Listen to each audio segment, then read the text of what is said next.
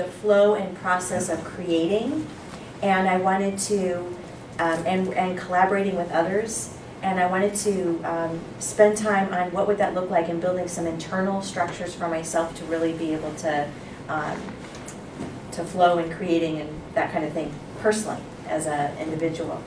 And so I started with that. That was my focus, and I was going to do dialogue interviews with people around creating and flow and process. And so I'm talking with people, but it was all about what I was going to build internally. And probably a couple weeks into it, I realized, oh, I have already got a whole structure built already. Like, oh, I don't have to build it, it's there. I have to discover it and realize what has actually already been built. And I thought I didn't have it at all. So I had this view of, I have to build something from scratch almost, to, oh, it's already there. I have to discover what's here, and that process took me a very different direction. I don't know if that makes sense. And I wouldn't say I had a real shift, but I think where I started with my vocation after the first Pilgrim Firs, and I'll try to put some specifics so it makes a little bit of sense to you.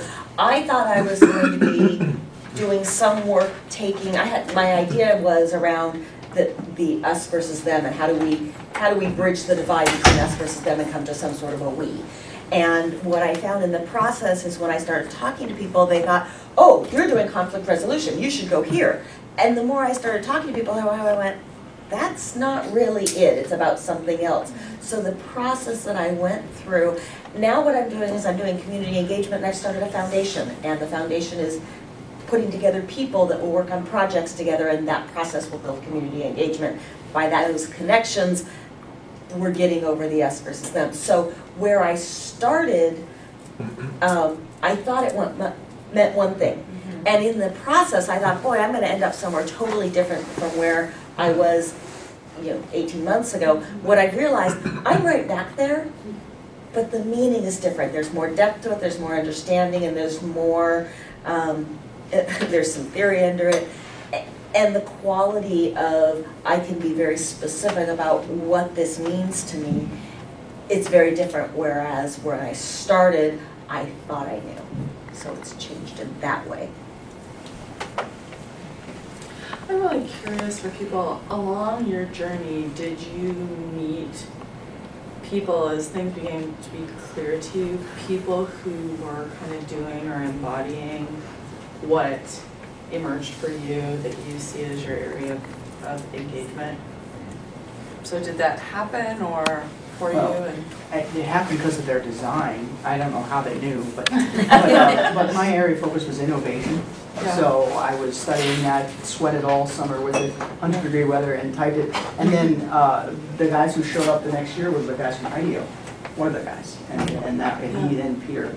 Yeah. And he works there, and he was talking all about innovation for about 2 days. Did lunch with him. It was great. So it was a nice yes. So I met somebody who was doing kind of embodied. He has my job. Basically, I don't know what to do about it. Yeah. He's a really nice guy. So I have an add-on question to that.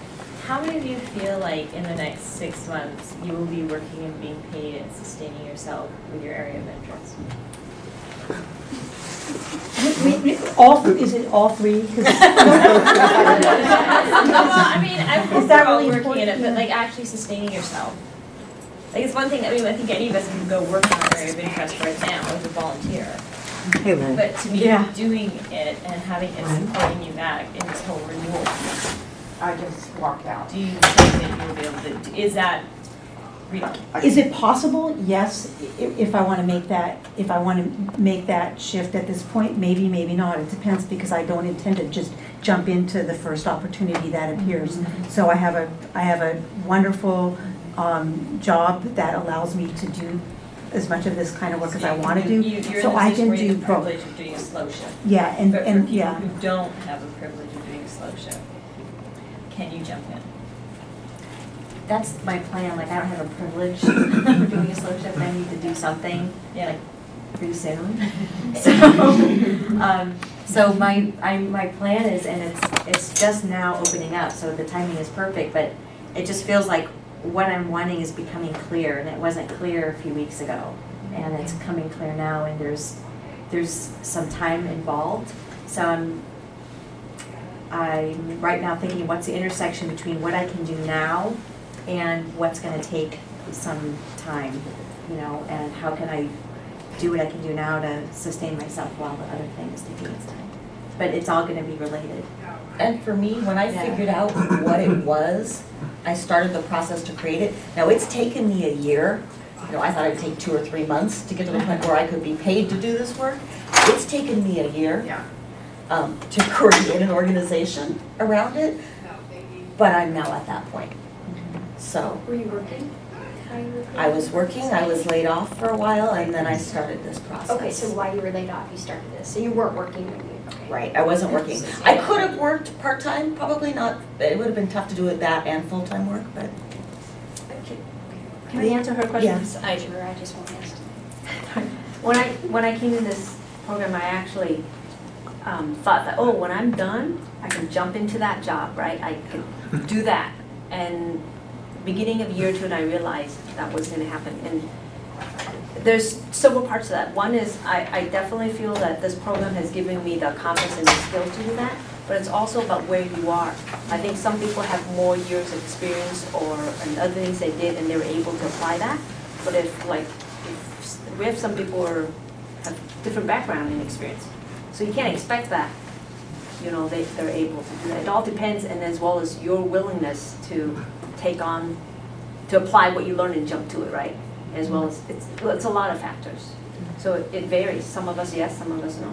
And the design of when you came up with it. So that was always one of my things helping me scope down what I was doing, is like, this has to tie into money somehow.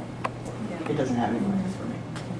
I was going to tie your question back to a question that Lynn had too, because I've had 3 very strong encounters with folks that are doing exactly what I want to do, where 2 of them have opportunities that are, you know, presented, and it's really a matter of me discerning what exactly is this next step that I want to take. And so I do have the leisure to take the time to make that decision, but I see it as a synchronicity with, you know, the direction that I've intended to go, and the universe really presenting those folks that I need to be in touch with to take the next step. There's I think another dimension also, which is what you brought with you into the program. Right. And how you hold that in one hand, and the skills and theory-based that you have from OSR, and there's some areas of overlap, you know, that create far more possibilities than just coming out only with the OSR credential and your area of focus in your hand. So what else you bring, you know, influences, you know, how that works, or how well it works. Yes, come on. Pass the point. Okay. So could Yeah. I want to see the show of hands? It was sort of equivocal. I just want to clarify the question.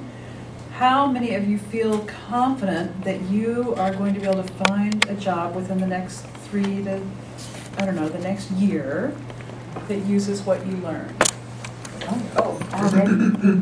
Well, But I guess it depends on the question that you asked me. Okay, that wasn't clear. Yeah, Okay, no, that sorry. question, I mean, the I question is guess the clear. follow-up question is, how many feel like you could use what you're learning where you are right now? That wasn't the question. No, that was the Yeah, question. it's another question, yeah. So let me maybe give come at it from a different angle, different perspective. So when I came in OSR, I was very clear on what my vocational interests were. That has not changed, right?